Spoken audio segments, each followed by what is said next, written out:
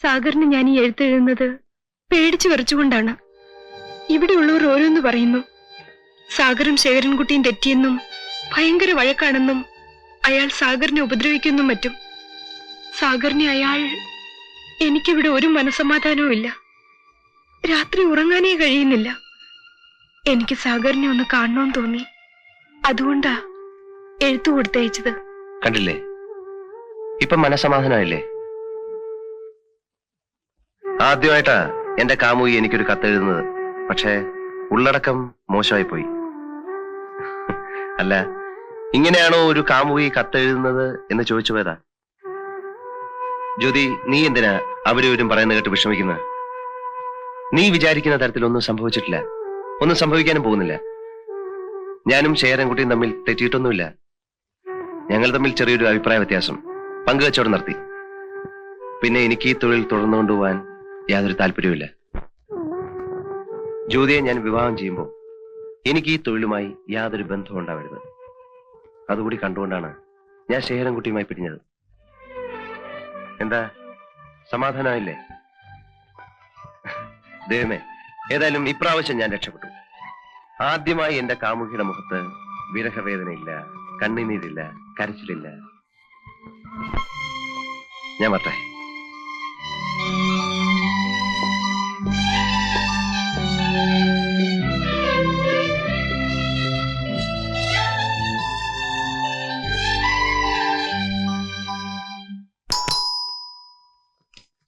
Yes. Come in. ഇരിക്കൂ. ഞാൻ ജോർജിനോട് ഇവിടെ വരാൻ പറഞ്ഞത്, ജോർജ് വീട്ടിൽ വന്നാൽ ആരെങ്കിലും വാച്ച് ചെയ്യും. I want to avoid it. George ഈ നമ്പറുകൾ എനിക്ക് ടാപ്പ് ചെയ്ത് തരണം.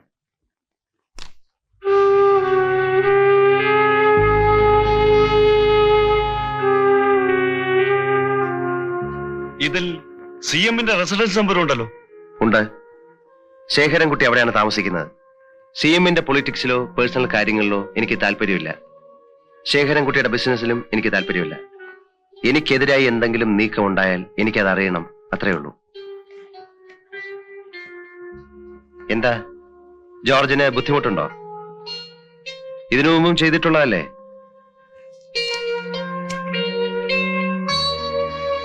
ജോർജ്,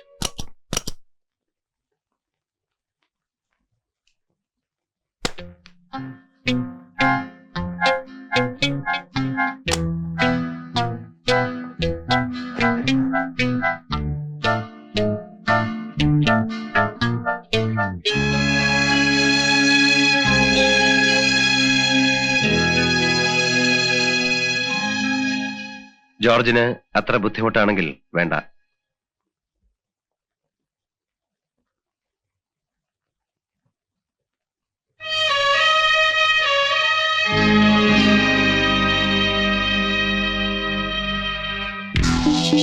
സുഭാഷ്, ദുബായ് എയർപോർട്ടിൽ തന്നെ തിരക്കി ഒരാൾ വരും. അയാൾ തോട്ടത്തിൽ നിന്നാണോ എന്ന് ചോദിക്കും. അതെ എന്ന് പറയണം. ഈ ഡോളറിന്റെ പകുതി അയാൾ തരും. ശരിയാണോ എന്ന് ഒത്തുനോക്കണം. ശരിയാണെങ്കിൽ ഈ പെട്ടി അയാളെ ഏൽപ്പിക്കണം. ശരി.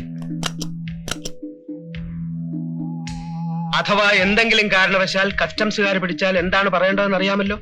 അറിയാം. ജാക്കി തന്നയച്ചാണെന്ന് പറയണം. എക്സാക്ട്ലി. എത്ര നിർബന്ധിച്ചാലും വേറെ ഒന്നും പറയരുത്. നിന്റെ ടിക്കറ്റും പേപ്പേഴ്സും ഹോട്ടൽ റിസപ്ഷനിലുണ്ട്. പൊയ്ക്കോളൂ.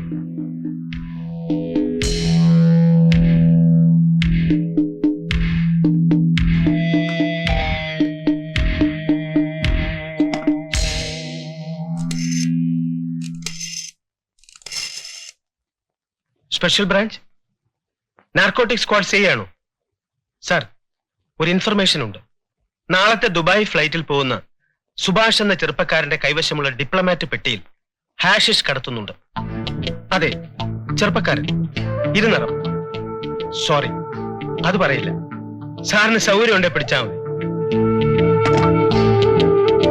കോസ്റ്റായോ, ആ ചെറുക്കൻ ജാക്കിയുടെ പേര് തന്നെ പറയുവോ അതോ രണ്ടെണ്ണം കൊള്ളുമ്പം പ്ലേറ്റ് മാറ്റി നമ്മുടെ പേര് പറയൂ? കോശിച്ചായനെ കുറിച്ച് ശേഖരൻകുട്ടി എന്താ വിചാരിച്ചിരിക്കുന്നത്? ജാക്കി 1 കണ്ടാൽ ഞാൻ 10 കാണുന്നവന്. നാളെ ഈ സമയത്ത് ജാക്കി ലോക്കപ്പിൽ കമ്പി എണ്ണിക്കൊണ്ടിരിക്കും.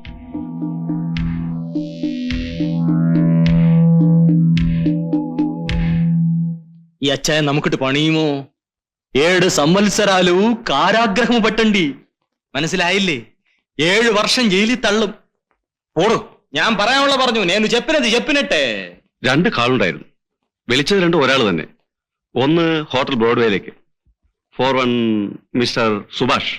രണ്ടാമത്തെ കോൾ നർക്കോട്ടിക് സ്ക്വാഡ് സ്പെഷ്യൽ ബ്രാഞ്ചിലേക്ക്. അറ്റൻഡ് ചെയ്ത CI. എന്തായിരുന്നു സംസാരിച്ചത്? നാളത്തെ ദുബായ് ഫ്ലൈറ്റിൽ പോകുന്ന സുഭാഷ് എന്ന ചെറുപ്പക്കാരന്റെ ഡിപ്ലോമാറ്റ് പെട്ടിയിൽ ഹാഷിഷ് കടത്തുന്നുണ്ട്.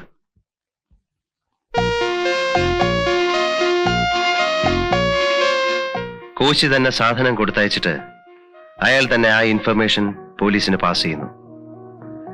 സ്പെഷ്യൽ സ്ക്വാഡുകാർ സുഭാഷിനെ പിടിച്ചാൽ അത് ആര് കൊടുത്തയച്ചാണെന്ന് അവൻ പറയും? ജാക്കി നന്നയച്ചാണെന്ന് പറയും. എക്സാക്ട്ലി. അവൻ അതേ പറയൂ ലോറൻസ്. അച്ചായന്റെ വളഞ്ഞ ബുദ്ധി പ്രവർത്തിക്കാൻ തുടങ്ങി. ഇനി നമുക്ക് തലവേദന കൂടിക്കൊണ്ടേയിരിക്കും.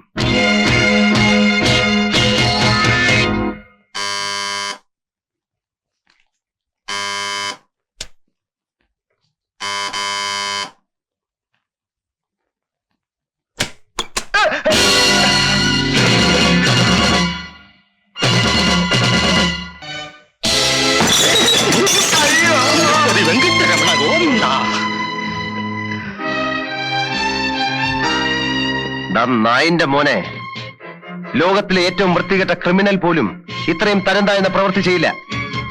സ്വന്തം കൂട്ടത്തിൽ ഒരുത്തനെ ആവശ്യത്തിന് ഉപയോഗിച്ച ശേഷം ഒറ്റിക്കൊടുക്ക. അത് ഒരു 3ാം കട പ്രതികാരത്തിന് വേണ്ടി. നീ ആണാണെങ്കിൽ നേരിട്ട് വാ. ഇതുപോലെയുള്ള പാവങ്ങളെ ഒന്നും വെറുതെ കൊടുക്കരുത്.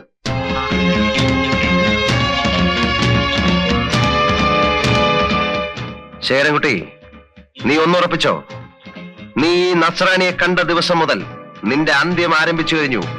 Now you start your count down.